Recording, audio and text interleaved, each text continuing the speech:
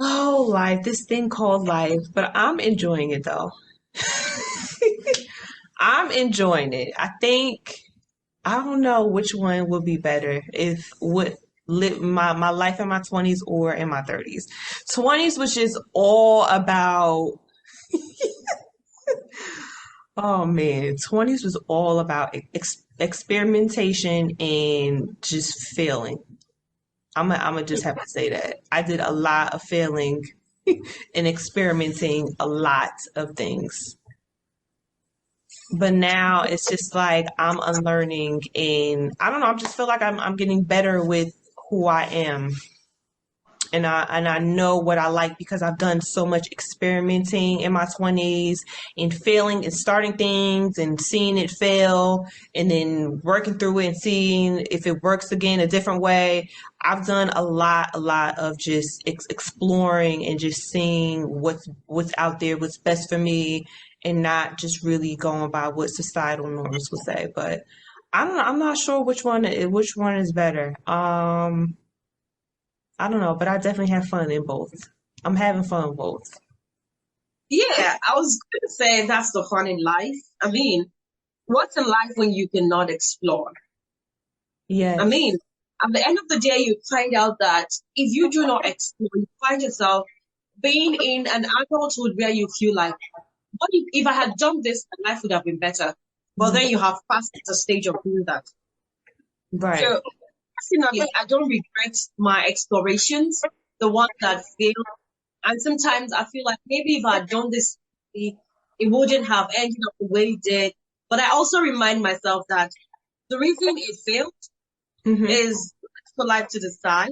But I am here because that failed. If it didn't fail, I probably would have been there, right? Yeah. For You wouldn't be every the person you are today. yeah. So at the end of the day, I feel like all of those things are what make life what it is. In my early 20s, I did do a lot of exploration. I Hmm. think I did most of my exploration between 25 and 27. So I was telling a friend yesterday, as much as most of my exploration happened in 2 years, I Hmm. can categorically say I enjoyed my youth.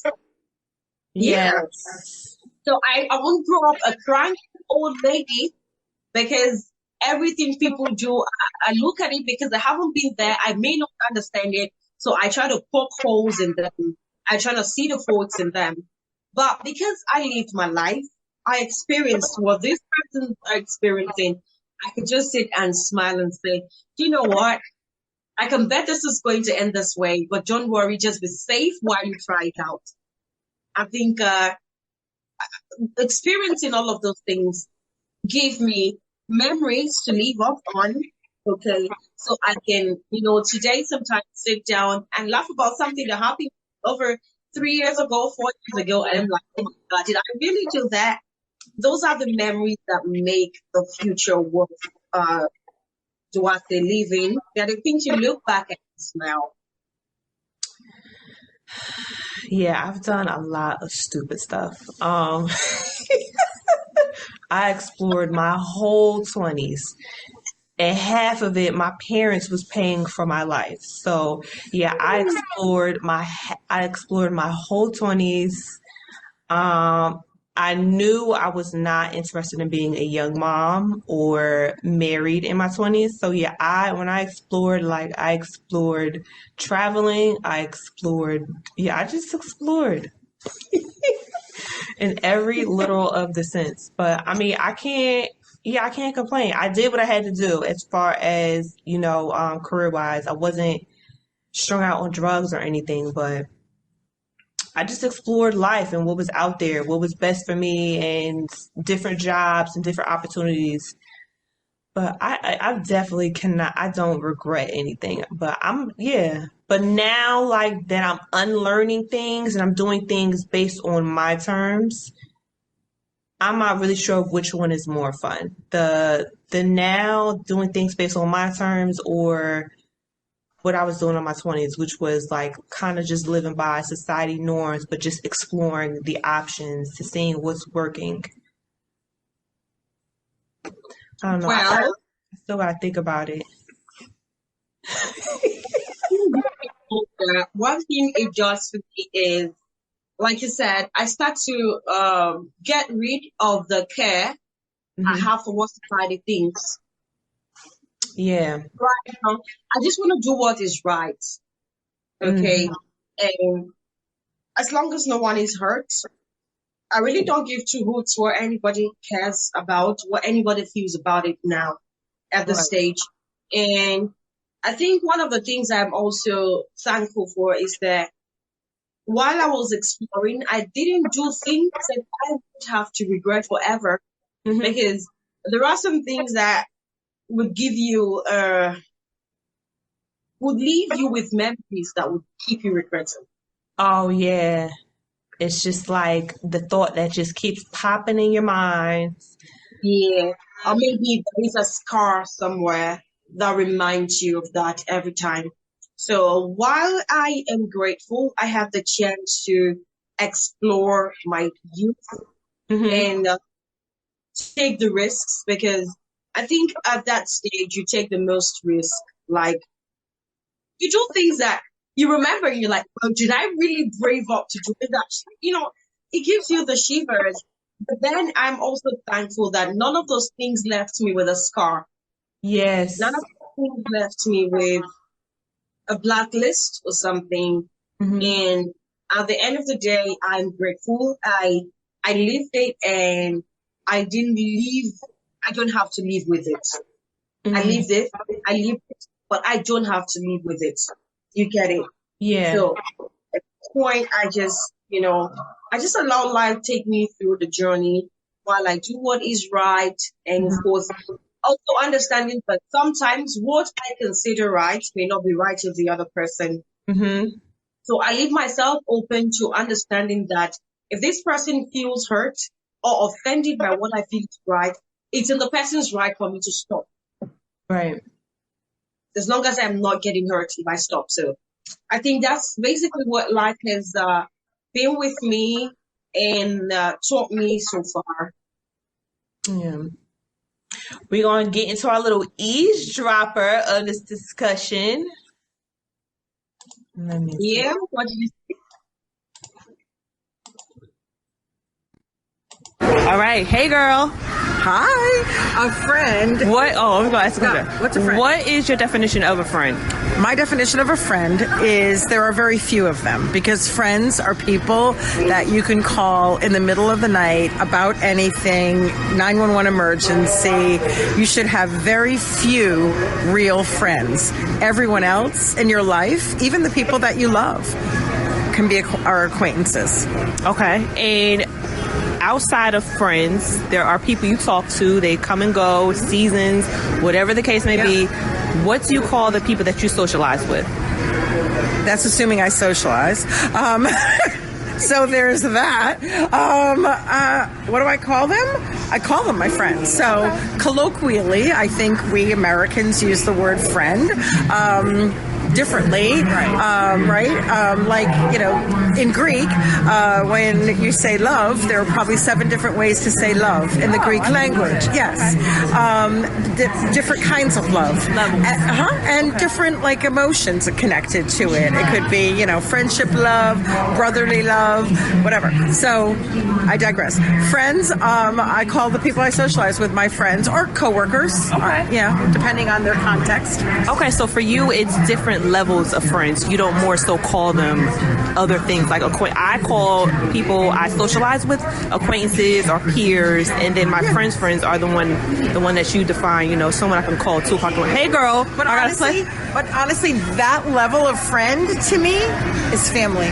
Like, not blood family, Right. But friends, The ones that my give a chosen pick. family. Okay. Yeah, because my very best friend in the whole wide world, it's my family. I consider her my family. Right. Okay. Thank you so much. You're welcome. All right. Yeah. So Americans call literally everyone friends. That's really interesting to know. Yes, that's why I emphasized. I was just like, yeah, let me separate who my friends are. Like, that's why I was like very meticulous on who I call my friends. Yeah, you'll hear, oh yeah, this is my friend.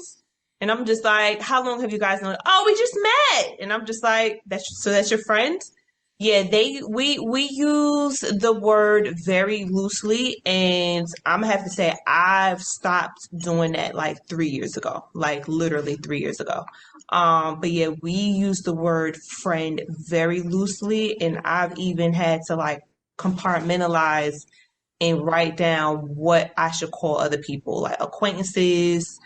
I mean, I see you, twice a year during Fashion Week, and then I got my peers, people I see when I go to yeah, I had to like compartmentalize. But yes, Americans use the word friends very loosely, knowing doggone well y'all not friends. Like the real meaning of friends, the Okay. sustainable relationship type of friends. Personally, I have always had that almost loose usage of friendship Hmm. until one time when someone I'll carelessly refer to as a friend, because I think it's carelessness. I think it's people not giving too much thought to the Hmm. word. The way people would easily say, "Hey, love," and then some other persons would say, "Oh, you don't use the word love so loosely." hmm I think it's almost similar to what's happening with the word friend here. And then some persons would always just think it's about anyone I communicate with as a friend. And then, even at work, they refer to their colleagues as friends and all of that. But over time, I personally have learned to also do the differentiating. When people you feel like, I think I started being this conscious when I realized that some of the persons I referred to as friends, I Hmm. didn't really know them. Hmm. I didn't know them. So let's say I would usually refer to someone in my community as a friend, and the person is getting married, and I'm not aware. Yeah, that's not a Wait, friend. that's friends, yeah. That's The not a friend. longest Mhm. from my high school days, my secondary school days, the very day she got engaged, she snapped a picture of it and sent to me. The very Yes. the very minute she got that ring on. And I did the same. I did the same. And I think the very moment I realized that this person I would consider as a friend, Hmm. she was getting married and I didn't know I stopped referring to the person as my friend. Hmm. That's I think that was when I woke up. And over time, I have also found myself cutting some bridges. Some persons that ordinarily are referred to as friends and give extra consideration. And I realized that they live their lives and they carry some persons along, Right. but they don't carry me along. I give myself a boundary because you've already given it to me without speaking it. So the best thing I can do for myself is to respect the boundary you already gave me. So Hmm. something happened, I think it was January last year. Someone I refer to as a friend, and when her now husband wanted to propose, he got me to plan the. Initially, it was her birthday, Hmm. and then I was part of the team that planned the birthday surprise. And a few months down the line, we had a fight, Hmm. and the engagement happened. No one told me about it. I had to hear it from other persons. You know how I felt? I felt like these are the ones you consider your friends. Right. You don't consider me a friend. Because I don't think that fighting with you makes us less of friends. Hmm. I mean, if we fight, we make up. That's what friendship should be. So if we fight and somewhere in my subconscious we fought and we say, and then you were getting engaged and you planned it with some persons within our same circle, it means you already counted me out as your friend. So I had to give myself the boundaries. And after that incident, I had to really count what friendship really is. Okay. I had to reciprocate. I Hmm. had I didn't wait for people to choose me. But even when I choose you, I watch your energy. If you're not giving me the same energy, I go hard. If I love hard. So if you're not giving me the same total energy, I Hmm. stop. And I don't blame you for that. You have life priorities. We are two different people. If this person's favor is better, that's fine. Yeah, it's just some crazy situations where you just need to make decisions on what's best for you. I know I had this one incident where I was living in Florida and my friend was living in New Jersey, which is like 18 hour. It's like an 18-hour drive, but if you take the plane, it's like a 4 hour plane ride. So I was a distant, but we were still communicating. She was about to get married, but she was just not the most organized woman. So she had planned where her wedding was going to be, and she had changed the location of her wedding the week before. And I'm like, girl, your wedding is in another state? And I'm flying up like what's going on? Like how I have to change my whole arrangement. Why are you just not telling me this? You're planning a wedding. It's not like you're planning a banquet or a convention. Like you had to shift a lot of things over. Like, why are you just not telling me about this change? And you know, I'm flying in my hours away, and then I have to change my hotel. Like, it's a whole process that I have to do, and you're just not telling me this a week before. Like, I have a problem with this. And she wasn't really interested in having that conversation, and I didn't end up going. Like it was just a lot. It was a lot that was going on, and she wasn't very communicative on what was important or where our friendship stood after that. I totally understand how you felt about that incident because I believe that the persons that she possibly had considered friends, she let know of the change of plans. I mean, she must have even changed plans with them. I Hmm. mean, these are things you don't just do on your own. Wedding plans are things you could probably talk to your friends about, see what's up, how about we get to change our location and stuff like that. So, I totally understand your sentiments and how you felt about what she did. And if I was in your shoes, I would have felt the same too. It's a whole wedding, It's not a like whole wedding. Like you have to change when you change your venue. You have to change your. She had like a different chef coming to cook, like a catering company. Like it's like different components you have to also move to the location as well. So I'm just like, how can you not let the people that's coming from out of town not know this? Like that's very inconsiderate. I totally understand how that made you feel. And did you guys stop being friends after that? We had a discussion afterwards. Like I let a month go by because I know they were going on their honeymoon and I wanted to, I wanted everything to kind of calm down. I am considerate of like the things that's going on. So I allowed like a month to go by and I followed up with a discussion. And again, she didn't really feel like what she Giving an did, she didn't feel like what she did was wrong, and I'm just like I'm not understanding how you don't see that's not wrong. Like what if you're coming to me, like the things that you had to do, and I took off of work, like I wasn't working for myself at that time. Um, I'm just like, yeah, no, this is very inconsiderate. Like I just don't understand how you don't see what you did was wrong. And I said, so where do you see us standing as friends? Because if this is going to continue on happening, I don't really feel like you respect the friendship, nor do you respect me. And we just went our we just went our separate ways, unfortunately. wow. So that was the end of the friendship. Yes, yes, ma'am.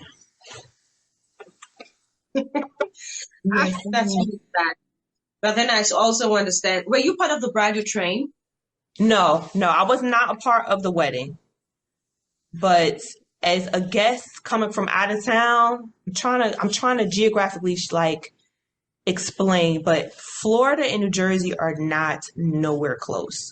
So when I'm booking a flight, you got to plan who's going to pick you up from the airport and take you to the location, the hotel. Like it's a whole trip that I'm planning.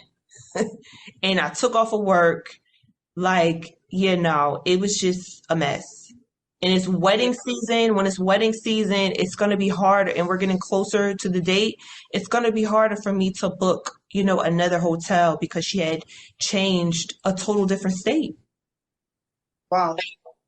I can imagine. I wouldn't have felt good. That happened to me too.